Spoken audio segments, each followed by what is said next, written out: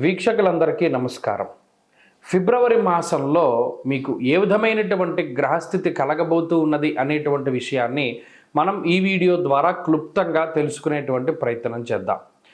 జనవరి నెలలో సంక్రమించినట్టే ఫిబ్రవరి మాసంలో కూడా పంచగ్రహ కూటమి, షడ్గ్రహ కూటమి సంభవించడానికి కూడా అవకాశం ఉన్నది. అయితే ఈసారి మకరంలో కాకుండా కుంభరాశి యందు ఈ పంచగ్రహ కూటములు ఇవన్నీ కూడా ఏర్పడబోతూ ఉన్నాయి. అలాగే ఫిబ్రవరి మాసంలో ఉండేటువంటి గ్రహస్థితిని గనక మనం ఒక్కసారి గమనిస్తే మిథున రాశి యందు గురుడు సంచరిస్తూ ఉన్నారు. అలాగే సింహరాశి యందు కేతువు యొక్క సంక్రమణం జరుగుతూ ఉన్నది, కేతువు సంచరిస్తూ ఉన్నారు. అలాగే కుంభరాశి యందు రాహువు ఉన్నారు, మీనరాశి యందు శనైశ్వరుడు. ఈ 4 గ్రహాలు అలా స్థానంలో ఉన్నాయి. అయితే 13వ తారీఖు వరకు రవి యొక్క సంచారము మకర రాశి యందు ఉంటుంది. 13వ తారీఖు తదుపరి రవి యొక్క సంచారము కుంభరాశిలోకి వెళుతోంది. ఇది ఒక్క విషయాన్ని మనం పరిశీలన చేస్తే కుంభరాశిలో ఇప్పటికే రాహు యొక్క సంచారం ఉన్నది. ఈ 13వ తారీఖు దాటాక రవి కూడా కుంభరాశిలోకి ప్రవేశం చేయబోతూ ఉన్నారు. రవి రాహువులు కలిసి ఉండడం వల్ల అది పితృదోషకారకంగా మనం చెప్పుకోవచ్చును. జనరల్గా అయితే రవి రాహువు కలిసినప్పుడు సూర్యగ్రహణాదులు ఇవన్నీ ఏర్పడుతూ ఉంటాయి. అయితే ఈసారి మన భారతదేశంలో ఏ గ్రహణాలు కూడా ఇప్పుడు కనబడడం లేదు. కాబట్టి గ్రహణ సంబంధమైన విషయాలపై మనం భయపడవలసినటువంటి అవసరం లేదు. కానీ ఇక్కడ రవి రాహువులు కలిసి ఉంటే పితృదోషము వస్తుంది. ఈ 13వ తారీఖు తదుపరి ఫిబ్రవరి మాసంలో ఎవరైతే జన్మించబోతూ ఉన్నారో ఆ శిశువుల పైన ప్రభావం పడుతుంది. అందువల్ల ఎవరైనా ఫిబ్రవరి మాసంలో ఏదైనా సిజేరియన్ ముహూర్తాలు వీటి గురించి అడిగేటువంటి వాళ్ళు చాలామంది ఉంటారు. వాళ్ళకి సూచనప్రాయంగా ఒక మాట ఏమిటి అంటే 13వ తారీఖు లోపులో వీలుంటే కొంచెం పరిస్థితులు అవి సానుకూలంగా ఉంటే ఈ సిజేరియన్ అవి కూడా ముహూర్తాలు మీరు చేసుకోవచ్చును.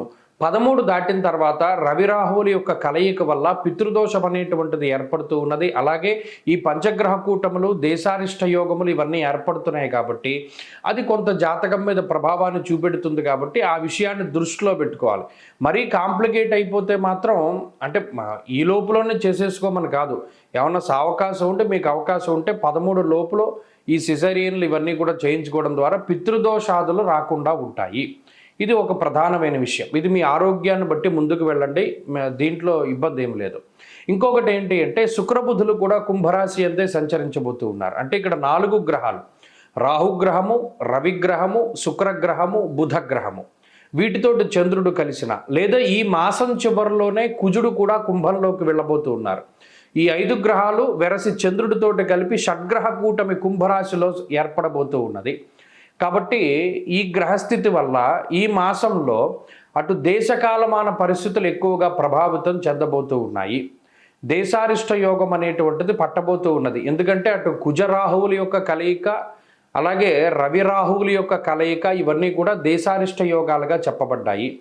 ఈ సందర్భాల్లో ఎక్కువగా అగ్ని ప్రమాదాన్ని సూచించేటువంటి విషయాలు, అలాగే వాయుతత్వ రాశి యందు ఈ గ్రహస్థితి ఏర్పడుతూ ఉన్నది. కాబట్టి అతి వేగంగా వీచేటువంటి గాలుల వల్ల కానీ లేదా గాలి ద్వారా స్ప్రెడ్ అయ్యేటువంటివి ఏమైనా ఉంటే గ్యాస్ ద్వారా వచ్చేటువంటి విపత్తులు లేదా అగ్ని సంబంధమైనటువంటి విపత్తులు, వాయు సంబంధమైనటువంటి విపత్తులు ఏర్పడడానికి అవకాశం ఉంటుంది.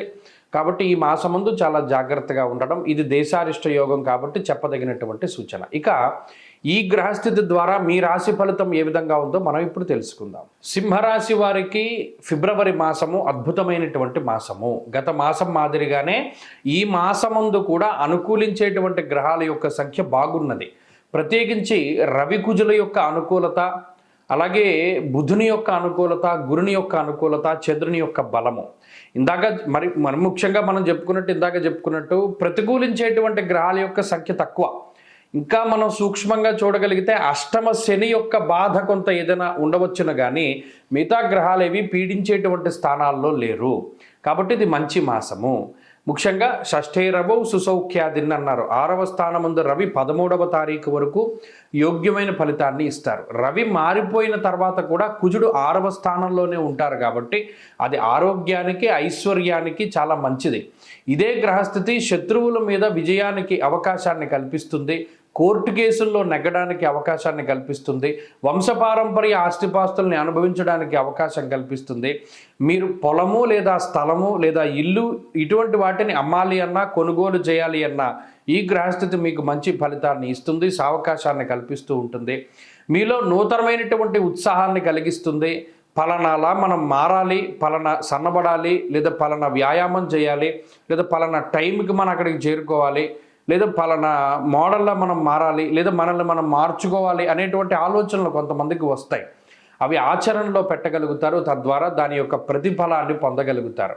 మీ మెటబాలిజంలో మార్పులు వస్తాయి, శరీరాకృతిలో మార్పులు వస్తాయి, శరీర జీవన విధానంలో మార్పులు వస్తాయి, ఆలోచన విధానంలో మార్పులు వస్తాయి, క్రమశిక్షణతో కూడి ఉన్నటువంటి జీవనాన్ని అనుభవించగలుగుతారు.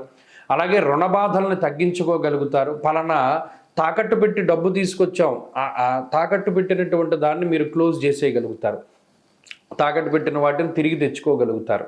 లేదా ఏదైనా ఈఎంఐలు కడుతూ ఉంటే దాన్ని పూర్తిగా మాఫీ చేసుకోగలుగుతారు. ఇలా మీకు ఈ గ్రహస్థితి రుణ బాధల నుండి బయటపడేలాగా, రోగ బాధల నుండి బయటపడేలాగా, అలాగే శత్రువుల యొక్క బాధ నుండి బయటపడేటువంటి విధానంలోనూ అవకాశాన్ని కల్పిస్తూ ఉంటుంది. ఈ మాసం మధ్య నుండి అంటే ఇంకా దాదాపుగా 15వ తారీఖు దాటిన తర్వాత సప్తమ స్థానంలోకే గ్రహాలన్నీ కూడా కేంద్రీకృతం అవుతూ ఉన్నాయి. అయితే ఈ సప్తమము అనేటువంటిది కూడా గోచారంలో అంత ప్రతికూలమైనటువంటి స్థానము కాదు, అలానే అనుకూలమైనటువంటిది కాదు. ఎలా ఉంటుంది? సామంత జన విద్వేష ధారాపీడా సుతామయం అంటే అప్పటి వరకు మీకు అనుకూలంగా ఉన్నటువంటి వారు ఎవరైనా మీకు ప్రతికూలంగా మారవచ్చును. ఇది సప్తమ స్థానానికి సంబంధించిన విషయం. కాబట్టి మీకు ఏదైనా ఇంపార్టెంట్ వర్క్స్ ఉంటే, ఇంపార్టెంట్ ఏమైనా ఉంటే అది 15వ తారీఖు లోపల చేసేసుకోండి.